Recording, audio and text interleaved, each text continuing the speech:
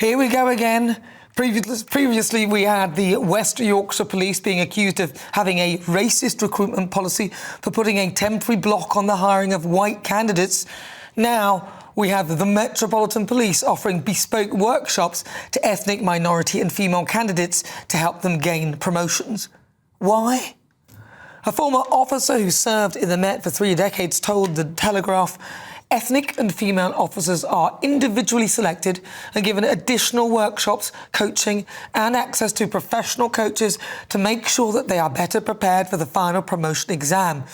White males are excluded from these workshops simply because of their biological sex and colour of their skin.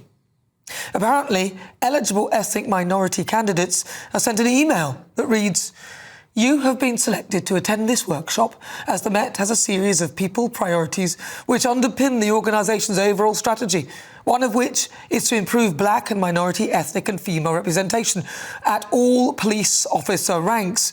As part of the approach to achieving this, frameworks for focused support are provided for both BME and female candidates to nurture and develop their talents, including provisions to support preparation for assessment.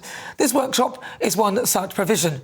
Therefore, we ask that you do not share this email with your colleagues, as all eligible candidates have been invited individually." Yes, of course they don't want you to share this. They know it's wrong. The fact that you think that because I'm black, I will need bespoke coaching to get a promotion tells me that either you don't think black people are good enough because of the colour of their skin, or it's an admission that those controlling the hiring are racist. It's not institutional or structural racism at play as to which ethnic candidates may not be getting promotion here, because there's really no such thing. It's just individuals being racist who are enabled by a culture of fear. So nobody does anything about it. Instead of a structure or an institution, that is what is blamed, rather than the individuals perpetrating it, which means that they can carry on with blaming everything else but themselves. Or perhaps the ethnic candidates simply aren't good enough. It's not my fault, Gov. It's the structure. Ridiculous. Why doesn't the Met just fix that and target these individuals, so those perpetuating the racism? Tackle racism head on instead of giving perks to people of colour, which will ultimately create even more racism. When white people rightly get annoyed watching others get special help based on the colour of their skin, that is racist. And it's also not helpful either to ethnic minorities who are seen as victims in need of help, not clever enough to get the job without assistance. I've lost count of the number of times when I started here at GB News of people telling me, "Oh, you're the diversity hire. You've only got the job because you're black. You're being used." So my 3 decades in broadcasting, the sacrifices and my hard work, dismissed as a diversity hire, even though that kind of stuff didn't exist when I started out, but I still managed to get the top jobs at blue chip media companies in TV and radio. They're not saying that now, of course, mind, because they might end up in one of my monologues, and I had to prove my worth, but I still get the backlash. Unless individuals are called out for their racism, no amount of favouritism to their victims will stamp it out. Rather than turning ethnic minorities into victims, no doubt this plan was created by white middle-class elites who see ethnic minorities as this and for some odd reason want to perpetuate it. Perhaps it's time to ensure that maybe they're doing it because they want the elites to stay on top. In a statement, the Met said, "We want a workforce that looks and feels like the capital, allowing us to most effectively engage with Londoners, gain their trust and cut crime. This policy is a step towards achieving that." OK, so as you can hear, I'm quite bored of this. As are the British public, the majority of whom are not racist. So I'll spell it out, just as Martin Luther King did. I want to live in a world where I'm judged not on the colour of my skin, but on the content of my character. So do that, and racism is over. Using the internet without a VPN, a virtual private network, is a bit like taking to the road without car insurance. All it takes is one unlucky moment to cost you a lot of cash. This video's sponsor is Private Internet Access. They are the VPN to help keep you safe. Click the link in the description below to find out why over 30 million people have downloaded PIA to protect themselves online. A virtual private network is an app that hides your IP address and helps keep your data private. When you're browsing the internet at home, you give up a large amount of data to businesses, to shops, and indeed to social media giants too. Hackers have the ability to steal your personal data with ease, including sensitive information such as passwords, keystrokes, and even your personal photos. Private internet access helps protect your personal data by encrypting your internet connection to keep your data out of the hands of cyber criminals. And it's not just hackers either to be concerned about. Information can be censored too. When Canada passed their C-18 bill, social media giants decided to ban news content on their platforms. But PIA can protect your ability to consume the news and content you love. Private internet access is available for Windows users, Mac OS, Android, Linux, iOS, and you can use one PIA subscription to protect an unlimited amount of devices. And we've got a huge GB News discount for you too. Click the link in this video's description and you'll get a massive 83% off PIA. That's under £2 a month, the price of a coffee, and you'll get an extra 4 months completely free on top. Also, there's a 30-day money-back guarantee too. Visit piavpn.com/GB News to start protecting yourself digitally today. So I'm joined by former Scotland Yard detective Peter Blexley and former police superintendent and founding member of the Black Police Association, Leroy Logan. All right, so Peter Blexley, I'm going to start with you. What do you make of this? Do you feel that this is needed for ethnic minority hires within the police, who it could be argued are diversity hires? Once upon a time, the Metropolitan Police had a global and glittering reputation. It has now been reduced to this, creating diversion, creating division amongst its own ranks through its own policies of discrimination. They won't call it discrimination, they'll call it positive action.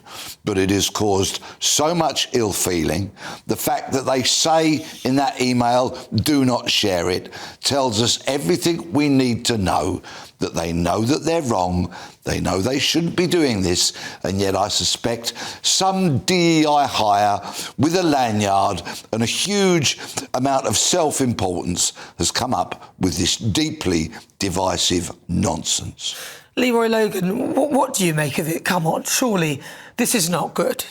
As if ethnic minorities can't be intelligent enough to seek promotion and be intelligent enough to pass exams or whatever it takes to be the best. OK, let me just give you a bit of a history lesson. The McPherson inquiry, which is a judicial review, looked into this very, very closely around recruitment, retention, progression. Yeah. And it was shown that there was systemic failures preventing people from going up the ranks. In fact, the organisation reflected the Guinness approach, the white fluffy bit at the top and the lower half of the Guinness is black.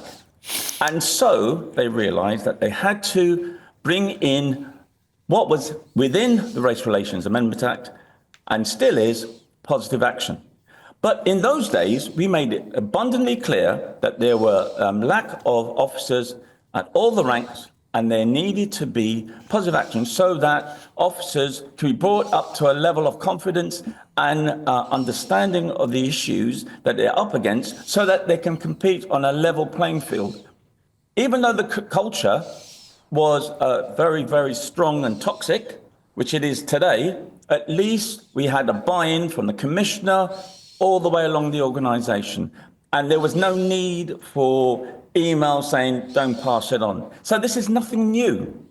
The only thing is the leadership of the Met at the moment are so incompetent that they don't know how to even put this thing across so it's not seen to be suspicious, and people like yourselves jumping on it and saying it's inappropriate and discrimination, which it isn't. So, Leroy, just briefly then, OK, nobody's arguing with a report that says there are systemic failures within the police force. We can all see that. But why don't they deal with the people who are failing? Why do they need to give some sort of advantage to people coming in? Why can't they just deal with the failure, the people who are being racist within the force who are failing? Why can't they deal with that? Because there are so many of them. Well, they need to That's deal the with it. problem. Well, exactly. So why can't they deal with that? Unfortunately, there are too many people with their prejudices, with the power of authority, who are blocking people at the moment. Well, listen. Name them, Leroy. Name them. Let me land. You've asked me a question. Yeah, Let go me on then. land. And then, go on. It's been shown by research that you're 5 times more likely to be subject to discipline if you're black.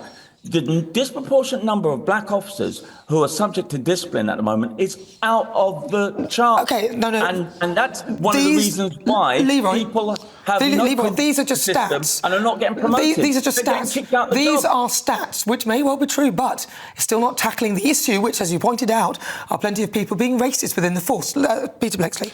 Leroy, you were successful in the promotion process 4 times, reaching the rank of superintendent. Were you promoted because of your talent, because of your ability, or do you think the colour of your skin played a factor in that? No, on merit. On merit. Well, but hold I on. didn't. Totally on merit that I was promoted. Yes. And in fact, I came in the top 5 in the superintendents. That's how good I was. But the key is you've got to realise. So what's stopping? Sorry, Leroy. What's stopping other people from doing what you did? If you managed it, why can't they? No, not everyone's got the same sort of the strength of character as I have, because I am bloody minded, as Peter will know, and I'm not going to put up with it, and I will stand strong. Some people, unfortunately, well there you have it. will absorb it and not react, and they need support. Because the culture of the police, as I've told you, is even more toxic than it was in my time, and that's saying something. Peter Blexley. Police leadership needs strong characters, Leroy, as I just heard you agree. And in this day and age of the Metropolitan Police's reputation being absolutely shredded, and rightfully so, shouldn't the police be trying to encourage strong people to become leaders, to get promoted and to lead by example? Or should they be reaching out to people to put an arm around their shoulder and help them through the process? I think you only get the cream of the crop, regardless of background, culture, ethnicity, by success. If you've got a good reputation, you're seen as a successful employee to ensure that you've got a culture that allows people to achieve their true potential, you'll get them. Unfortunately, we're not getting that of all backgrounds, and so there is even more of support required. And unfortunately, they can't even get that right. And that shows why the Met is in the dilemma it is. And in fact, the leadership needs to change. And I totally believe Mark Rowley is not fit for purpose. Now, when you said, Leroy, the leadership of all backgrounds is not sufficient, isn't that then the strongest argument to say this division, this diversion should not be happening and it should be binned? I think it needs to be open and transparent, accountable, so that people know it's there. So that there is no sort of innuendos or suggestions that there's backhand deals and anything like that.